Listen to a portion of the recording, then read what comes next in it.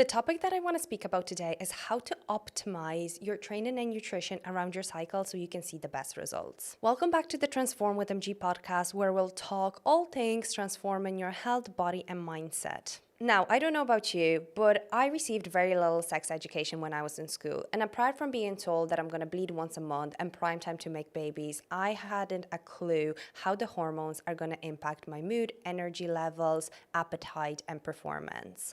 And it wasn't until I became a health and fitness coach that I took active steps in order to learn how to navigate the cycle to get the most out of my training, my nutrition, and actually optimize how I feel and look. And it still shocks me how this topic isn't really spoken about and is very much a taboo subject, but it's not to be taken lightly because women are not smaller men, and what works for men doesn't necessarily work for us females.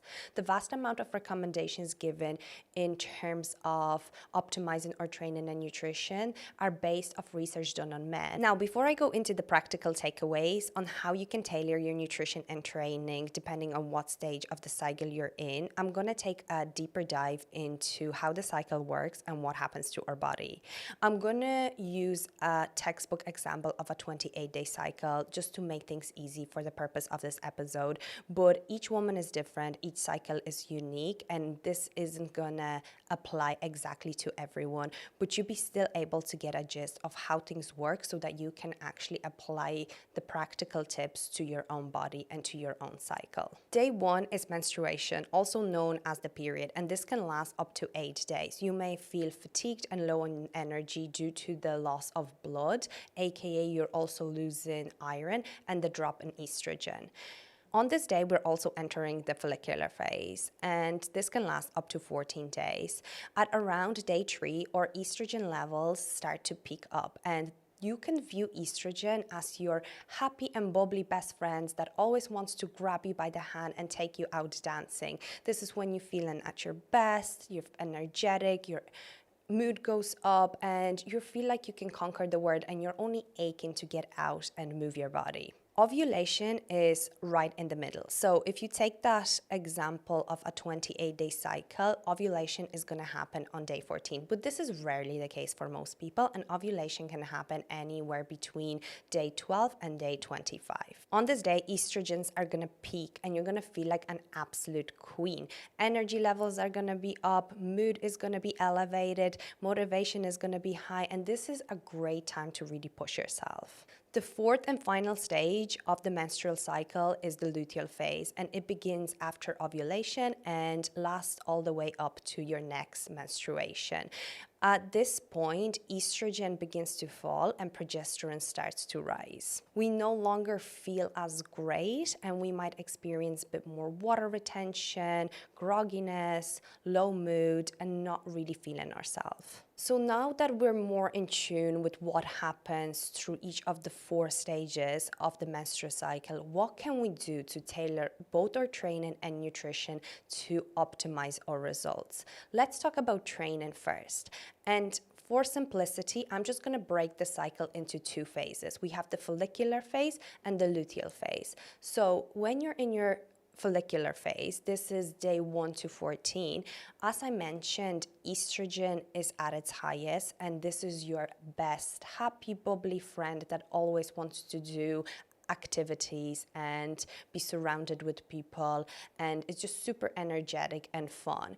At this time is when your body gets the most out of strength training. So you're going to experience the highest muscle adaptations. It's a good time to actually push yourself. It's a good time to hit PBs.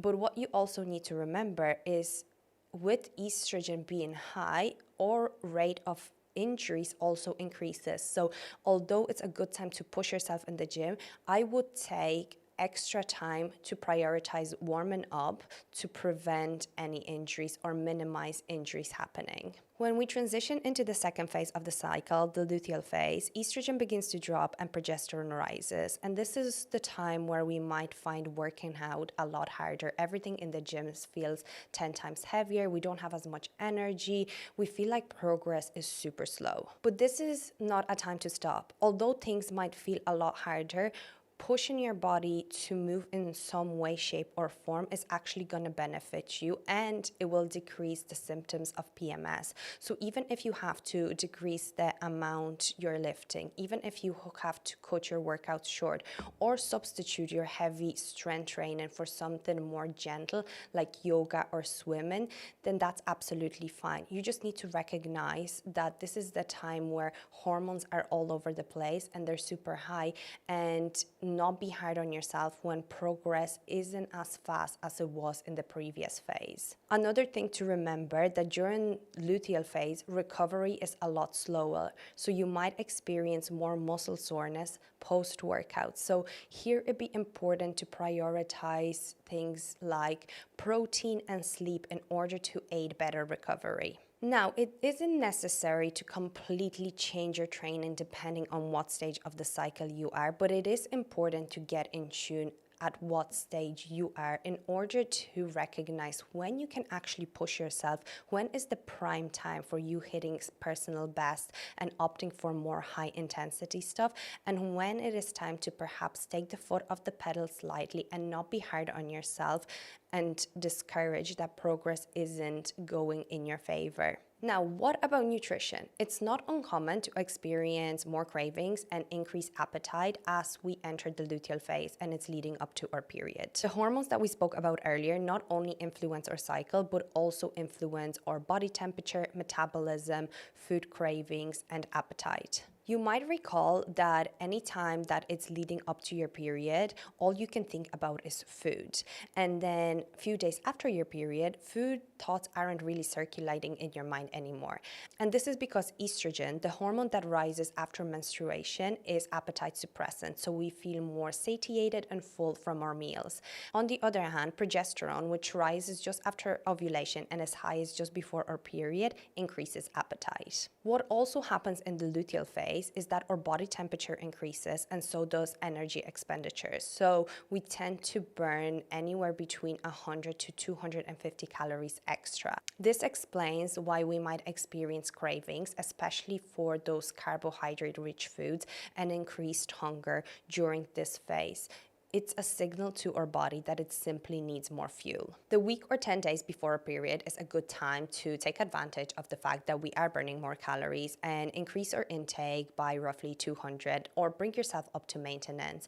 A, that will mean that you're not going to be suppressing all your cravings, and B, you have a higher chances of actually sticking to your diet and seeing more sustainable long-term results than if you try to completely suppress those cravings. And to any of my fellow chocolate lovers, I've got good news. Research have shown that including chocolate, especially dark chocolate, because it has the added magnesium, helps with dieting and in turn results in better body composition long term. So girlies, don't be afraid to include a couple of squares of dark chocolate for your dessert post-dinner. Now, in saying that, you're probably still going to experience days where your stomach is literally a bottomless pit, and no matter how much you eat, you're still going to be absolutely starving. So I've got a tip for you.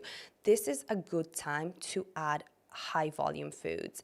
And what I mean by volume foods is things like fruits and vegetables that are lower in calories but bulk up your meals. In a way, psychologically, you feel like you're eating a lot more food, but you're not actually increasing your calories drastically. So there's going to be a point where no matter how much you try to control your cravings and still allow yourself a treat or two, you're going to feel hungry just because of those hormones fluctuating. So bulk up those meals with fruit, with veg, and make sure that you're actually consuming a good variety of like whole foods and fiber to keep you more satiated. And while the cycle can influence our cravings and nutritional needs, what we eat also influences our cycle. If we eat too little for the amount of activity we're doing, it puts stress on our body and switches off important functions in our female body. When the body is underfueled or underfed, whether that's intentional or not, it prioritizes the most important functions that keep us alive and shuts off or slows down any reproductive function. This means that we can experience irregular periods, missed periods, or the absence of periods. So while there are strategies that you can apply